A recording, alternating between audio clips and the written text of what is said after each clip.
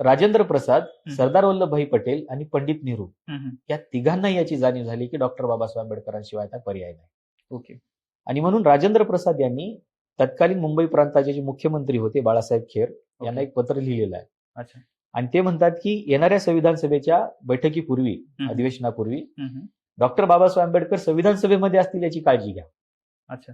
हे कोणाला सांगतात? मुंबई प्रांताच्या मुख्यमंत्र्यांना सांगतात. बरोबर. त्यानंतर सरदार वल्लभभाई पटेल महाराष्ट्रामध्ये 3 लोकांना पत्र लिहितात. ओके. ते पहिलं पत्र लिहितात बाळासाहेब खेर यांना, महाराष्ट्राचे मुंबई प्रांताचे मुख्यमंत्री. दुसरं पत्र लिहितात ते सखा पाटलांना, जे महाराष्ट्रातले खूप मोठे नेते होते. बरोबर. आणि तिसरं पत्र लिहितात ते मालवणकरांना, जे मालवणकर नंतर लोकसभेचे पहिले सभापती झाले. बरोबर. त्या तिघांना पत्र लिहितात आणि ते सांगतात की काहीही करा, हम्म. पण डॉक्टर बाबासाहेब आंबेडकरांना मुंबई प्रांतामधून निवडून आणा, कारण त्यांच्याशिवाय राज्यघटनेचं कामकाज पुढे चालणार नाही. बरोबर. म्हणजे एवढे सदस्य, 96 सदस्य बॅरिस्टर आहेत आणि बरोबर. फक्त डॉक्टर बाबासाहेब आंबेडकरांची गरज त्या संविधान सभेला पडते. बरोबर.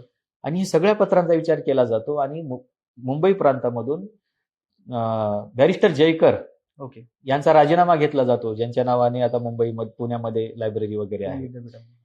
तर त्यांचा राजीनामा घेतला जातो, जागा रिकामी केली जाते आणि तिथे पोटनिवडणूक घेऊन मग डॉक्टर बाबासाहेब आंबेडकरांना निवडून आणलं जातं. ओके. म्हणजे डॉक्टर बाबासाहेब आंबेडकरांना कशा पद्धतीनं संविधान सभेमध्ये पोहोचावं लागलं हे लक्षात घ्या. बरोबर. आता अलीकडच्या काळात लोक सांगतात की बी.एन. राव यांनी संविधान तयार केलं वगैरे. हा. आता बी.एन. राव जर संविधान तयार करायला होते तर मग बाबासाहेब आंबेडकरांना एवढी मेहनत घेऊन निवडून आणायची गरज नव्हती. बरोबर. बिचाऱ्या त्या बॅरिस्टर जयकरांचा राजीनामा घेण्याची गरज नव्हती. बरोबर.